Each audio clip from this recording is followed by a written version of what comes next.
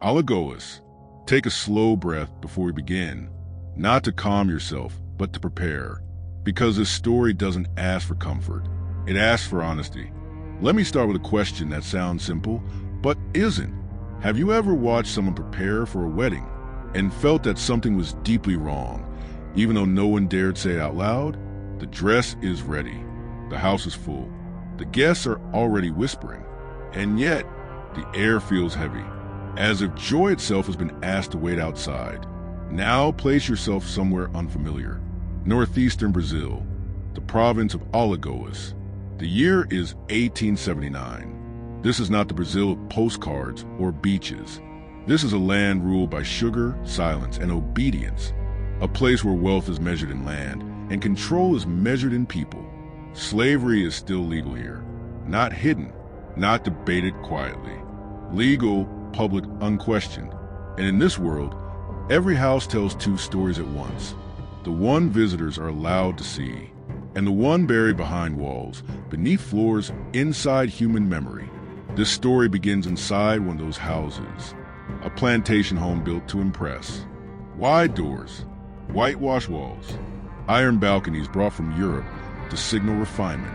From the outside, it looks like order. Inside, it smells like fear. Servants move carefully, eyes lowered, steps rehearsed. Enslaved men and women carry trays, clean floors, adjust curtains, always present, never acknowledged. And at the center of this house lives a young woman. She is known as a bride-to-be, educated, quiet, raised to understand her role. From childhood, her future was explained to her like a schedule. You will marry well. You will obey. You will maintain the house. You will not ask questions that disturb the rhythm of things. But something about her never fit the script. People noticed it in small ways. The way she paused too long when orders were given. The way she watched people, truly watched them, instead of looking past them. The way her silence felt deliberate. Her name has been lost to time, and that matters, because history remembers men by name. But women like her survive only through consequences. Her wedding was supposed to seal an alliance between families, land, money, reputation. The groom was chosen, not loved, a man respected in public, cruel in private, the kind of man who believed power was proof of virtue. In the weeks leading up to the ceremony, the house fills with movement. Fabric arrives, jewelry is polished, guests are expected from neighboring plantations. And beneath all of it, something else is happening. At night, after the lamps are lowered, voices travel through walls. Not laughter, not celebration. Crying, muffled, controlled, punished. If you listen carefully to houses built during slavery, they still echo. Because walls remember what people try to forget. The bride hears it too. At first, she tells herself it's not her place, that this is how things are, that noticing is dangerous. But denial has a breaking point, and hers comes one evening. Quietly, she is walking to the back corridor, a place guests never enter. A servant drops a tray. The sound is sharp, final. A punishment follows, not shouted, not theatrical, efficient. What she sees in that moment is not chaos. It is order, carefully designed to hurt without witnesses. And something inside her shifts, not anger, recognition, because for the first time, she understands something terrible. This house is not preparing for a wedding. It is preparing for ownership, and she is expected to smile while it happens. From that night on, she stops sleeping. She listens. She notices patterns. Who disappears, who returns injured, who never returns at all. She learns which rooms lock from the outside. She learns which floors muffle sound. And she realizes the truth that no one ever teaches young women in polite society. Silence is not neutrality. Silence is collaboration. Days pass. The wedding date approaches. The dress hangs in her room, white, immaculate, expensive. And to her, it looks like a shroud. Now pause with me for a moment. Imagine being trapped in a future you didn't choose. Inside a system that rewards your obedience, while punishing your conscience. What would you do? Most people survive by adapting. She does not. Because something inside her refuses to be trained. And this is where the story turns. Because in 1879, in a house built on slavery, a bride decides not to wear white. She decides to dress the house in mourning instead.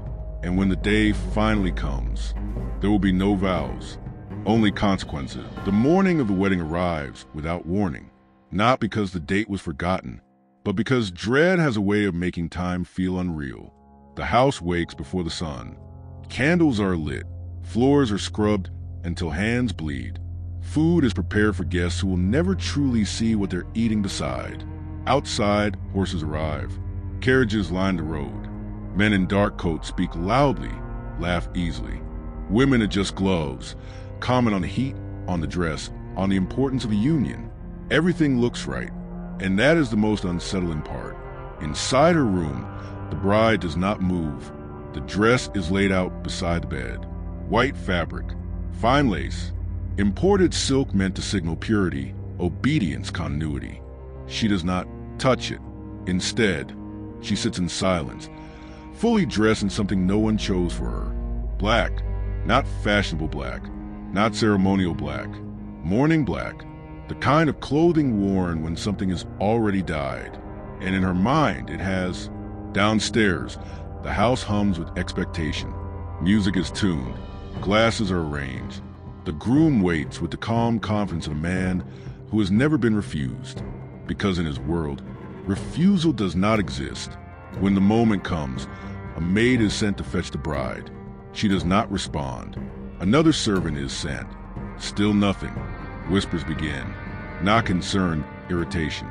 Finally, someone goes upstairs. And that is when the first crack appears in the illusion.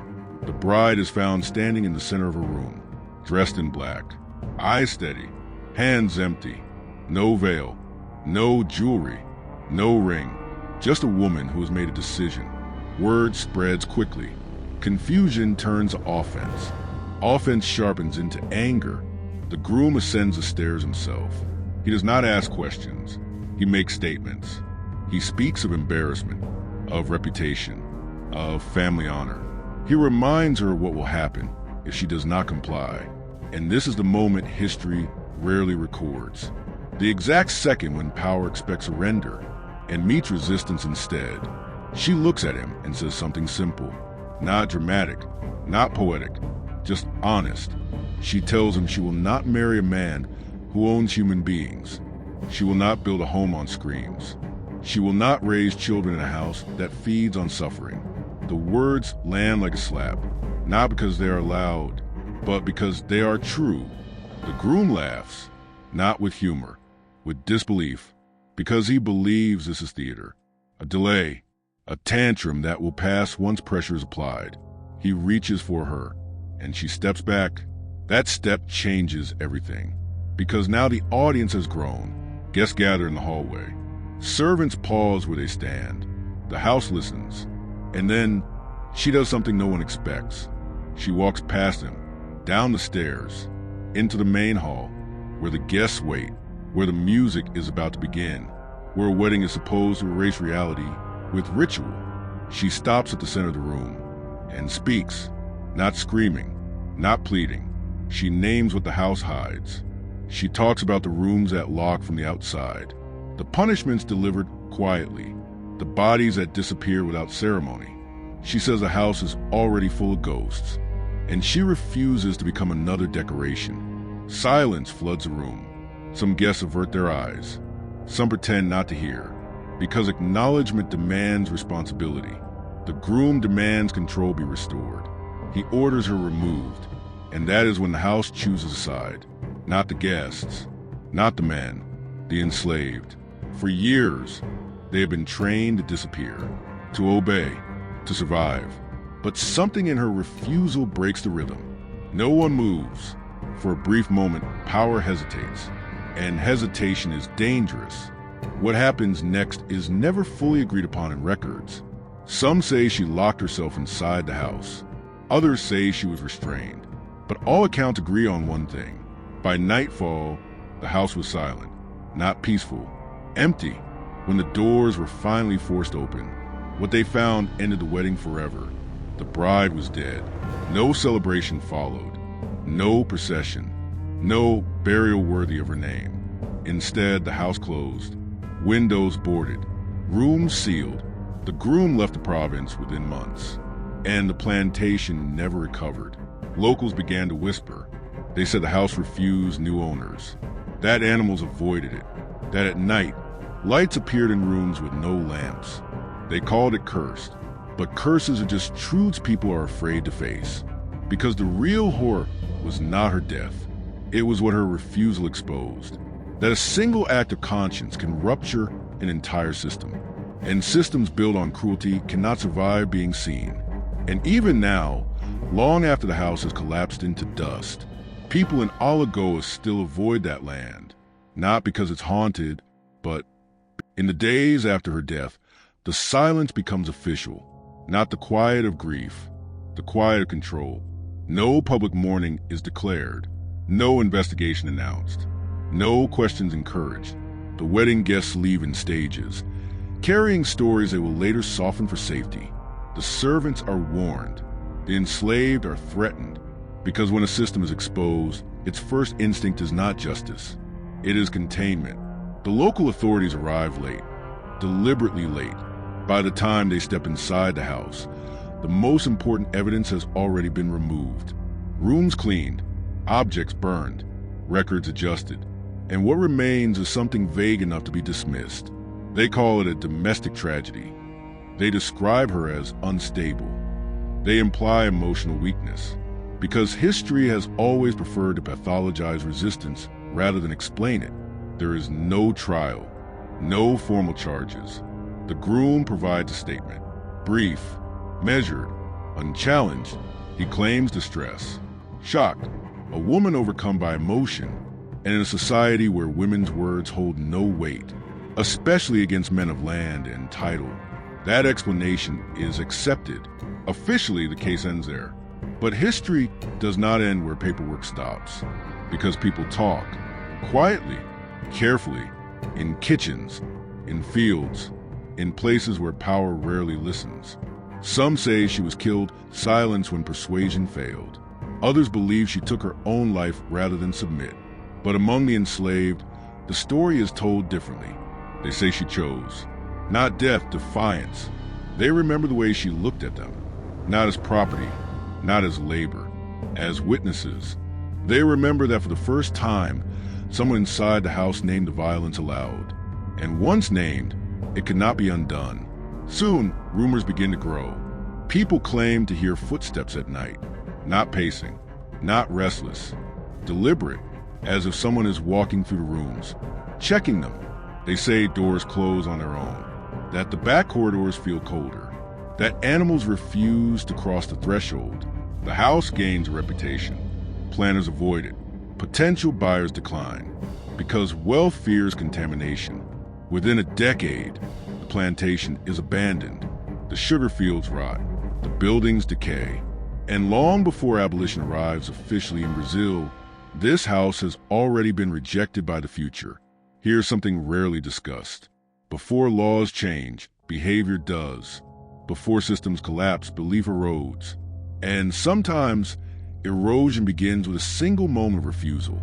Her story is never written into legal records, but it spreads anyway, reshaped with every telling. Children grow up hearing about the bride who dressed in mourning, the woman who broke a wedding by telling the truth, the house that could not recover from honesty. And over time, the story stops being about death. It becomes about warning, because people begin to understand something unsettling, that violence survives best when wrapped in ritual, that weddings, laws, and tradition can be used to hide brutality if no one interrupts the performance. Her refusal becomes symbolic, not loud revolution, moral rupture, and that frightens power more than weapons ever could. By the late 1880s, Brazil abolishes slavery, but abolition does not erase memory. Formerly enslaved families still avoid that land, still lower their voices when passing it, because trauma does not vanish when legality changes. It lingers in architecture, in silence, in stories we inherit without choosing. And this is where the myth deepens. Some say the house was never haunted by her spirit. They say it was haunted by shame. That every crack in the wall, every collapsed beam, was a reminder that the foundation itself was immoral, because no structure built on suffering is stable. And eventually it falls. Take a moment with that. Not everything that collapses does so loudly. Some things rock quietly, until one day they are simply gone. And history pretends that was inevitable. But it wasn't. Someone had to say no first. Before we end, I want you to do something with me. Don't imagine the house. Don't imagine the bride. Imagine the moment right before. That fraction of time when she knew what obedience would cost her and what refusal might take instead. Because that moment is the real center of the story. Not the death, not the rumors, not the abandoned land, the decision. History often trains us to believe that resistance looks dramatic, that it arrives shouting, that it wears the shape of armies, uprisings, declarations. But most real resistance is quieter than that. It happens when someone refuses to continue a lie. That is what she did. She did not burn the house. She did not free the enslaved by force. She did not overthrow the system. She simply exposed it. And exposure is dangerous, because once people see something clearly, they cannot unsee it, even if they pretend to. That house in Alagoas was never destroyed by ghosts. It was destroyed by recognition, by the realization that its beauty was built on pain, that its rituals were disguises, that its silence was deliberate. And once silence breaks, the structure holding it together begins to crack. This is why her story matters beyond Brazil, beyond slavery, beyond the 19th century. Because every society builds houses like that, not always with bricks, sometimes with laws, sometimes with traditions, sometimes with polite conversations that never name the harm beneath them. And every generation produces people who benefit from not asking questions until someone does. What makes a refusal unforgettable is not that it changed the world overnight. It didn't. Slavery continued. Violence persisted. Injustice adapted. But something subtle shifted. A lie lost its innocence. And once that happens, power becomes defensive. That is why her name was erased. Because names give permanence. And systems of domination rely on forgetting. Yet here we are, talking about her anyway. Not because she was perfect. Not because she was a hero in the traditional sense. But because, in one irreversible moment, she chose conscience over continuity. And that choice echoes, even now, especially now. So when you hear stories like this and feel unsettled, that discomfort is not accidental. It is memory pushing back. It is history refusing to stay buried. And if there's a final truth to leave you with, it is this. Some houses fall because time weakens them. Others fall because someone finally refuses to live inside the lie that holds them up. She didn't wear the ring. She dressed the house in mourning. And in doing so, she exposed what it had always been, a place that cannot survive being seen. And